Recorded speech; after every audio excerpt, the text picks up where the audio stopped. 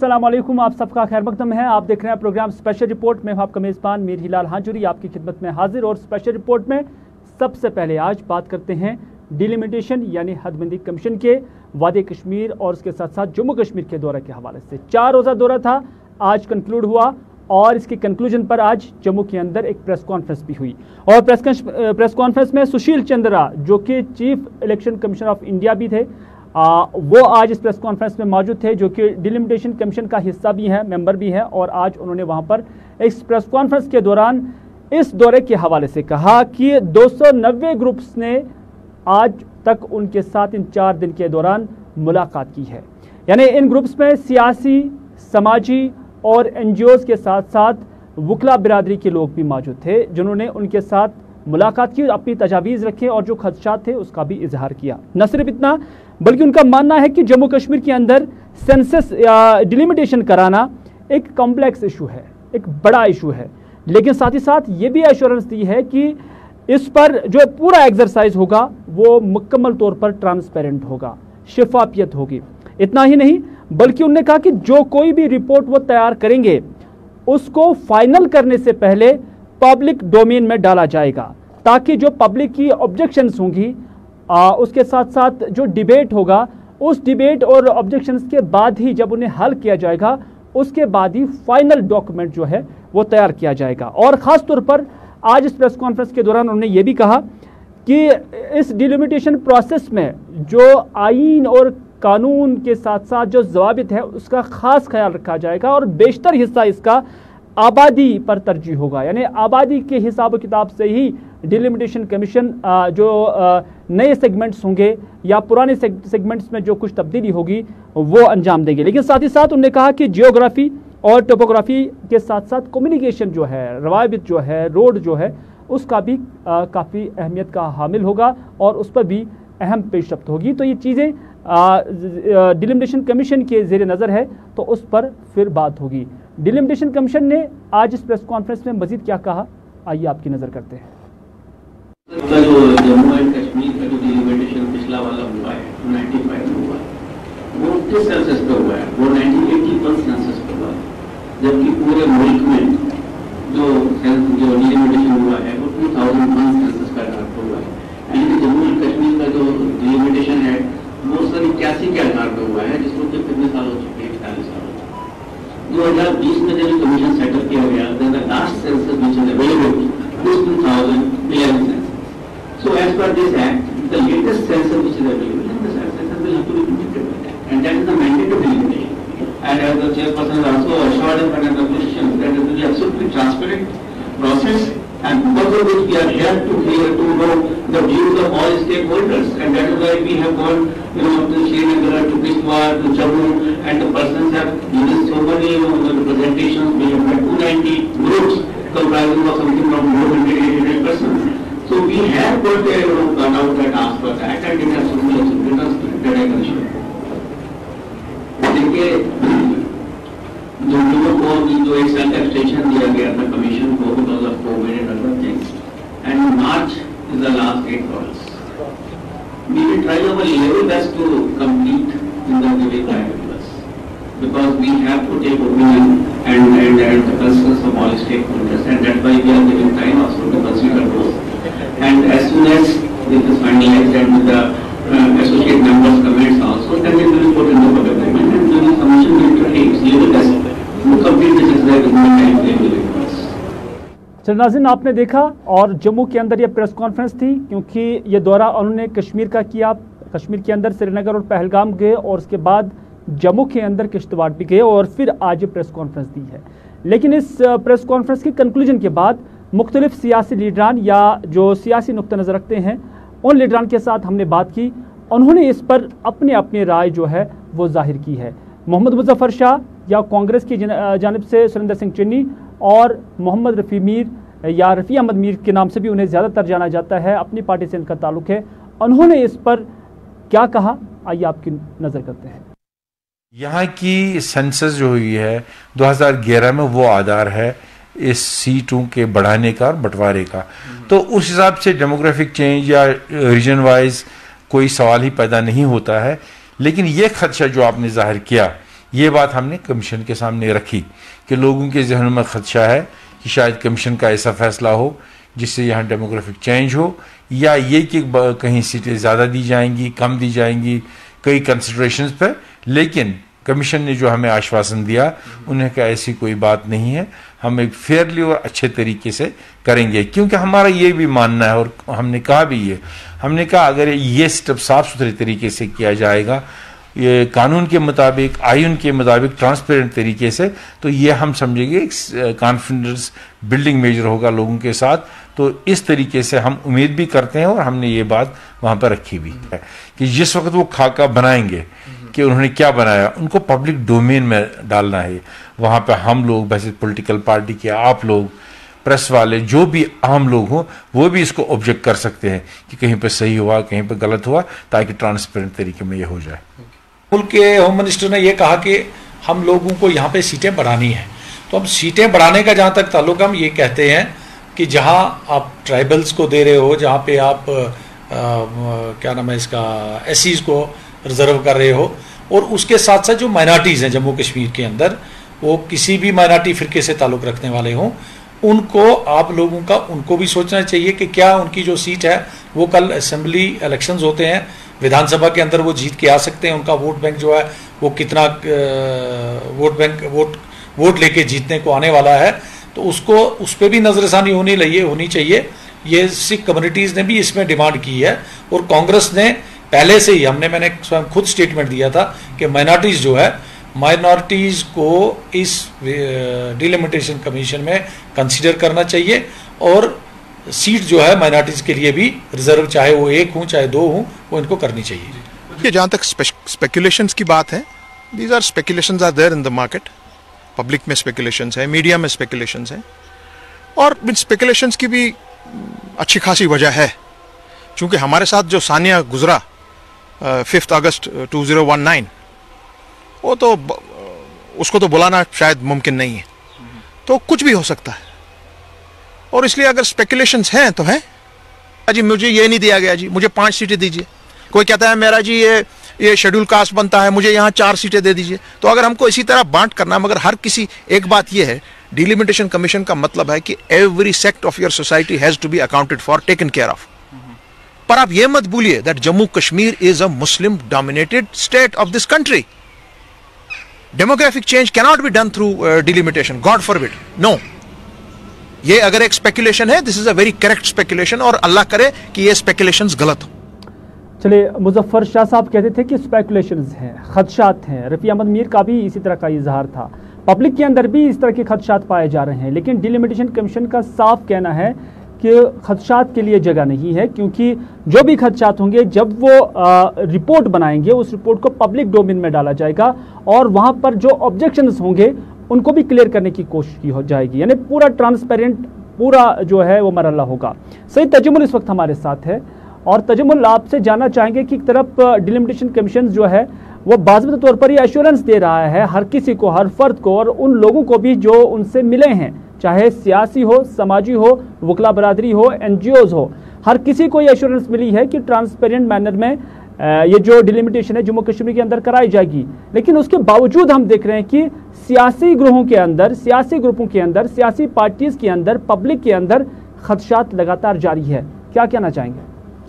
बहुत बहुत शुक्रिया हिलाल हाजूरी। जम्मू कश्मीर में साल 1995 के बाद 2011 और अब 2021 में जिस वक्त हदबंदी कमीशन का दौरा जारी है, लेकिन मुश्किलात भरे माहौल में, क्योंकि जम्मू कश्मीर में इस वक्त अवामी सरकार में नहीं है। नहीं तो ये फैसले बहुत आसान तरीके से अंजाम दिए जा सकते थे, क्योंकि चीफ मिनिस्टर के पास फीडबैक मुकम्मल होता है। ब्यूरोक्रेसी के साथ साथ जो मुख्तलिफ सियासी नजरियात रखते हैं उन पर भी उनकी नज़र होती है। लेकिन जम्मू कश्मीर फिलहाल पॉपुलर गवर्नमेंट नहीं है। बिल्कुल यही तकाजा जम्मू कश्मीर की स्ट्रीम पार्टियों ने किया था।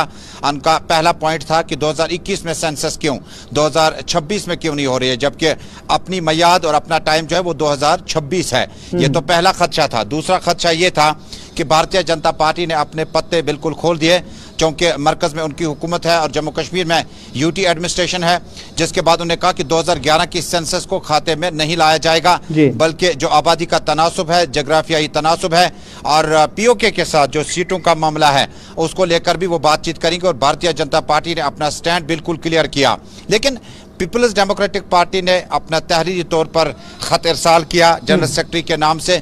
उसके बाद कहा कि 35 से 370 के खात्मे के बाद डिलिमिटेशन की क्या मजबूरी थी। यानी ये वो माहौल था जो जम्मू कश्मीर के सियासी लीडरान ने अवाम तक पहुंचाया। हिलाल, आज भी मैंने अवाम के उन तबकों से जानना चाहा कि डिलिमिटेशन पर अगर इस वक्त हदबंदी कमीशन जो खदशात या अप्रहेंशन जो हैं या स्पेकुलेशन जो हैं उनको लेकर जब अवाम के पास जाया जाता है तो अवाम कहती है कि डिलिमिटेशन कमीशन ने जो मीटिंग की, कुल जमाती मीटिंग के फौरन बाद ये मीटिंग हुई और उसके बाद जो फीडबैक उन्हें मिला, हम कई चीज़ों पर इत्फाक करते हैं, कुछ चीज़ों से इनराब भी करते हैं। लेकिन जब जम्मू कश्मीर में डिलिमिटेशन की इस रिपोर्ट का इंतजार बेसब्री के साथ किया जा सके, उससे पहले सियासतदानों ने अपनी अपनी बातें रखी। लेकिन देखने वाली बात होगी कि डिलिमिटेशन कमीशन, जिस तरह से आपने अभी स्टार्ट में कहा था कि उन्होंने कहा कि साफ, शफाफ और ट्रांसपेरेंट तरीके से जो है डिलिमिटेशन कमीशन का जो अगला कदम होगा वो उठाया जाएगा और किसी भी फिक्र को, किसी भी ग्रुप को, किसी भी टीम को नजरअंदाज नहीं किया जाएगा, तमाम नुक्तों को सामने रखा जाएगा।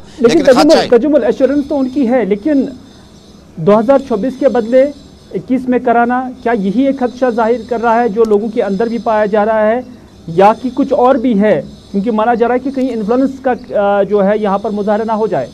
देखिए, जम्मू कश्मीर में मैंने आपको ओपनिंग रिमार्क्स में कहा कि जम्मू कश्मीर में ऐसे वक्त में अगर सरकार में यहाँ पर अवामी हुकूमत मौजूद होती तो कहीं ना कहीं हो सकता था कि जम्मू कश्मीर में चीफ मिनिस्टर के खिलाफ नाराजगी को लेकर पुरअमन एहतजाज भी होते, कैबिनेट मिनिस्टर, रेवेन्यू मिनिस्टर्स, और उसके बाद आप ब्यूरोक्रेसी में किसको बता सकते हैं, आप लेफ्टिनेंट गवर्नर एडमिनिस्ट्रेशन में आपकी आवाज़ जो है वो कहाँ तक पहुँच सकती है। लेकिन फिर भी जम्मू कश्मीर में 2021 और 2024 के बीच में 5 साल का वक्फा जो है ये कहीं ना कहीं इरादे जाहिर करता है। जिस वक्त पहले ही जम्मू कश्मीर की रीजनल पार्टीज ने कहा, कुछ ने हिस्सा लिया, कुछ ने नहीं लिया, उन्होंने साफ तौर पर कहा कि इरादे हमें साफ नहीं लग रहे हैं। हालांकि नेशनल कॉन्फ्रेंस का जम्मू डिवीजन है या श्रीनगर का डिवीजन है, उन्होंने भी यही बात कही।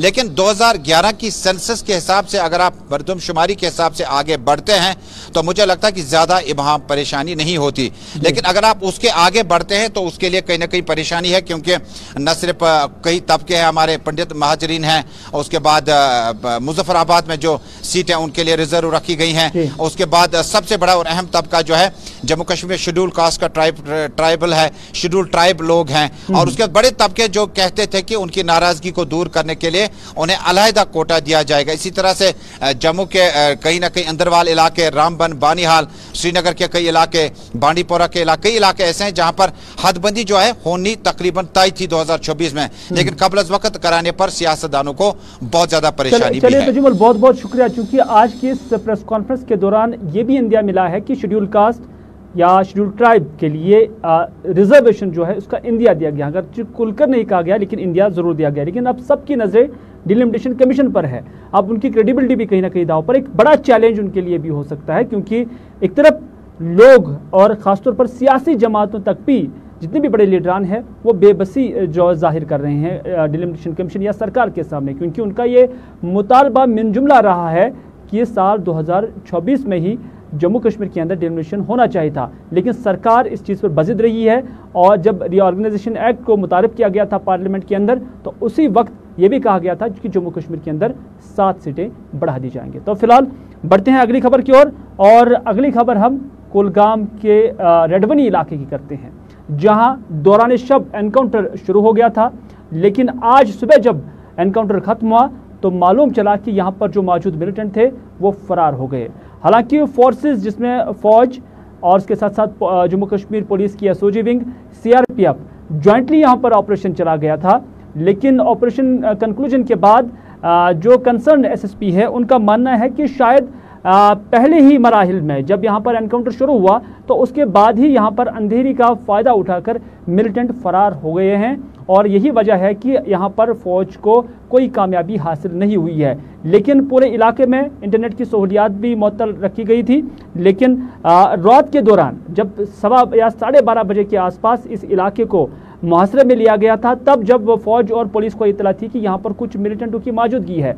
उसके बाद कुछ फायर भी चले, लेकिन सुबह तक फिर खामोशी रही, और सुबह फौज ने, पुलिस ने और सीआरपीएफ ने इस ऑपरेशन को बगैर कुछ कामयाबी हासिल किए खत्म करने का ऐलान किया।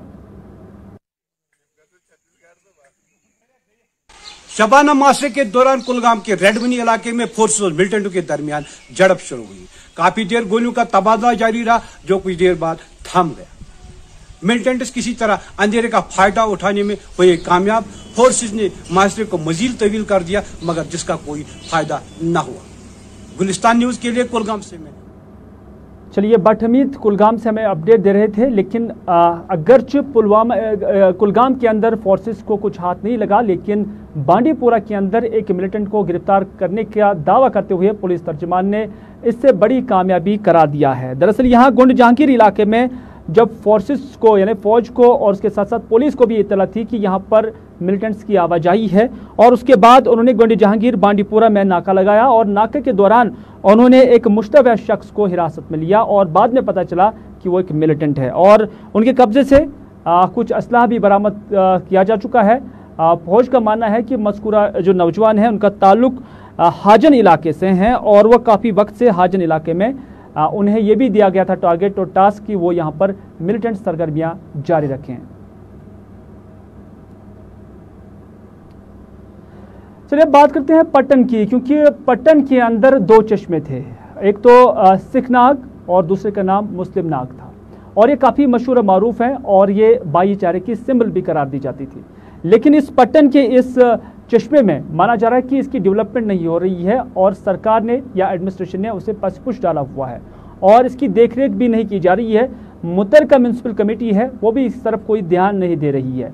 हालांकि इसकी अहमियत इस वजह से काफ़ी अहमियत की हामिल है कि ये सिख और मुस्लिम्स के दरमियान भाईचारे की एक बड़ी सिंबल है, लेकिन इसकी रेस्टोरेशन या इसकी देखरेख के हवाले से सरकार आज तक खामोश नजर आई। लेकिन मकामी लोग खामोश नहीं है, मकामी लोग यही मुतालबा दोहरा रहे हैं, क्योंकि इससे पहले भी उन्होंने मुतालबे किए कि ये जो दोनों चश्मे हैं इसकी देखरेख और उसके साथ साथ इसकी डेवलपमेंट के लिए फ़ौरन से पेशतर कार्रवाई की जाए।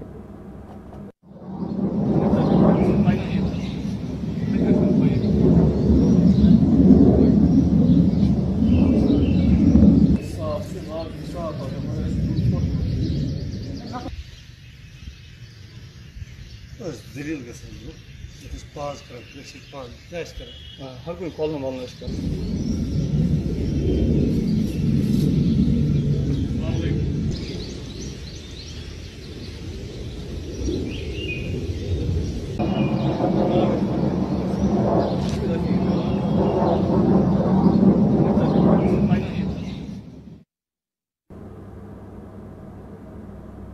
इधर चाडोरा के लेडन इलाके में आज मकामी लोगों ने सड़कों पर निकलकर एहतजाजी मुजाहरा किया और एहतजाज के दौरान मकामी लोगों का मानना है कि इलाके से जो सड़क गुजर रही है उसको दो हिस्सों में तकसीम किया गया है, यानी एक हिस्से की मैग्नेमाइजेशन की जिम्मेदारी PMGSY को दी गई है और जो दूसरा हिस्सा है उस पर R&B ने काम हाथ में लिया हुआ है। उनका मानना है कि PMGSY ने अगरचे काम शुरू किया ताहम R&B अभी भी इस पर काम शुरू नहीं कर रहा है। हालांकि उन्हें गवर्नर के मुशीर बसीर अहमद खान ने भी एश्योरेंस दी थी कि इस काम को बहुत जल्द जो है वो मुकम्मल किया जाएगा, लेकिन मकामी लोगों का मानना है कि अभी तक भी इसे मुकम्मल नहीं किया गया। मकामी लोगों ने आज सड़कों पर निकलकर एहतजाज किया और रास्ते पर ट्रैफिक भी बंद किया। न सिर्फ इतना बल्कि सूरत हाल इस कदर बिगड़ी कि फिर SDM चाडोरा को लेडन इलाके आना पड़ा और उसके बाद उन्होंने अवाम को एतमाद में लिया और उन्हें यकीन दहानी कराई कि उनके मसाइल फ़ौरन से पेशतर हल किए जाएंगे।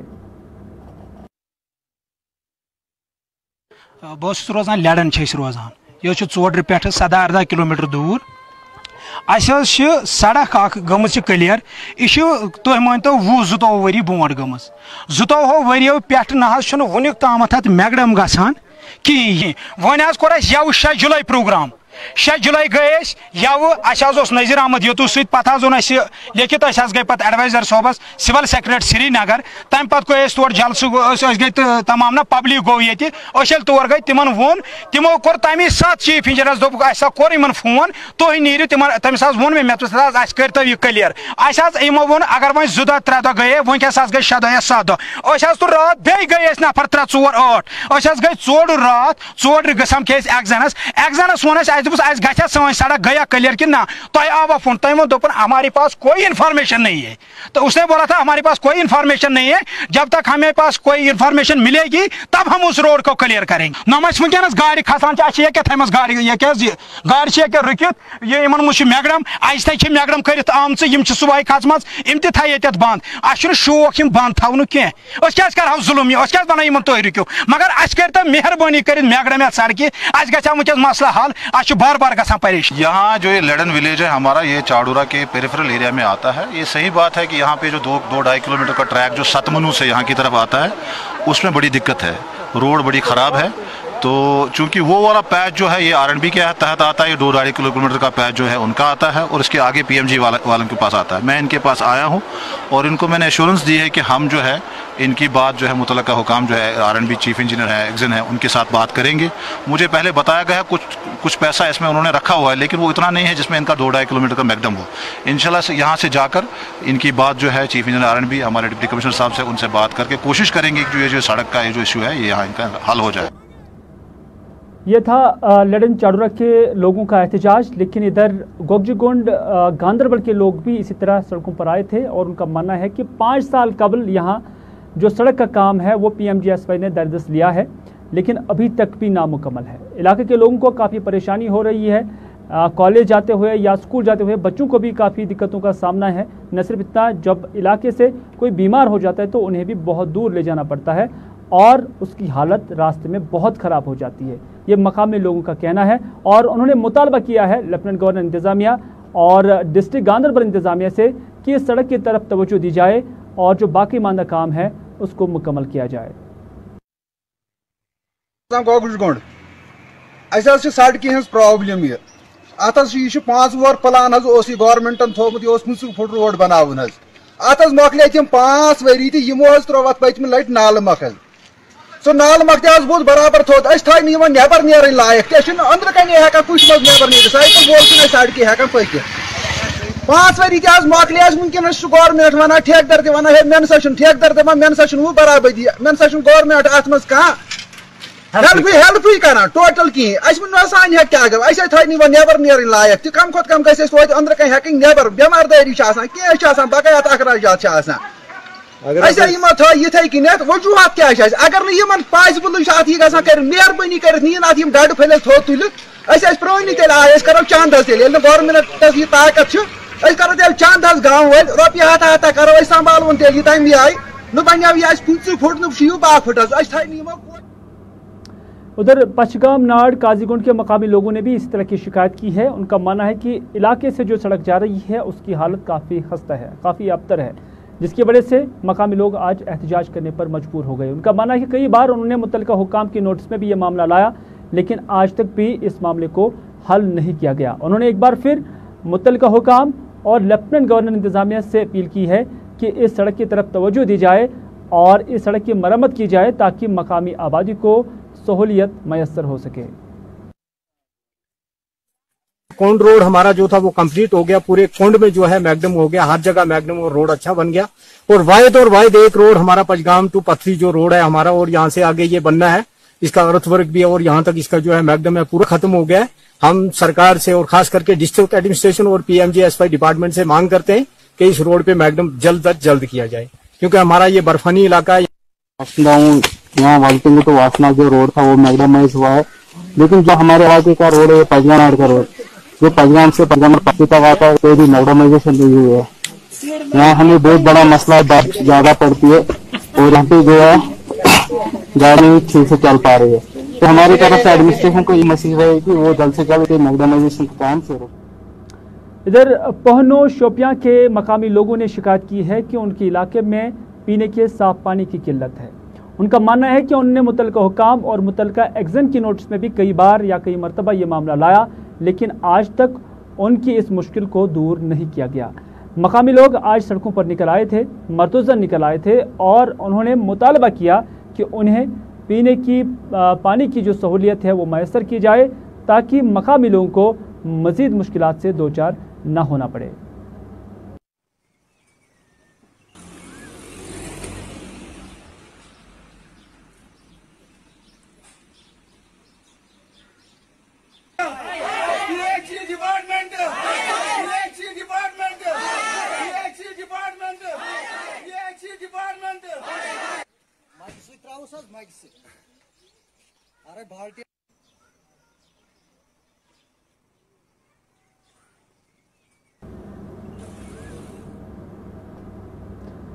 नाज़रीन, अब सोपोर के अंदर झील वर्ल्ड में शिकारा चला करेंगी, क्योंकि महकमा सयाहत का मानना है कि इससे सयाहत को काफ़ी फ़रोग मिलेगा। न सिर्फ सयाहत को फ़रोग मिलेगा बल्कि सयाहत से जो लोग वाबस्ता हैं उनकी भी कहीं ना कहीं जो उनका निवाला है उसका बंदोबस्त हो सकता है, क्योंकि अब वर्ल्ड लेक के अंदर कश्तियाँ बाज़ाब्ता तौर पर चलेंगी। और इस हवाले से जो वर्ल्ड कंजर्वेशन डेवलपमेंट अथॉरिटी है उनकी जानब से बाज़ाब्ता एक हुक्मनामा भी जारी किया गया है, जिसमें उन्होंने मकामी लोगों से अपील की है कि वो अब यहाँ पर रजिस्ट्रेशन कराने के बाद इस वर्ल्ड लेक में कश्तियाँ चलाएं। तो नाज़रीन, ये था आज का स्पेशल रिपोर्ट। इसी के साथ दीजिए अपने मेज़बान मीर हिलाल हांजुरी को आज का ये प्रोग्राम यहीं पर इख्तिताम करने की इजाज़त, इस वादे के साथ कि अगर ज़िंदगी रही तो आपसे फिर होगी मुलाकात। तब तक के लिए खुदा हाफिज़, फ़ी अमान अल्लाह।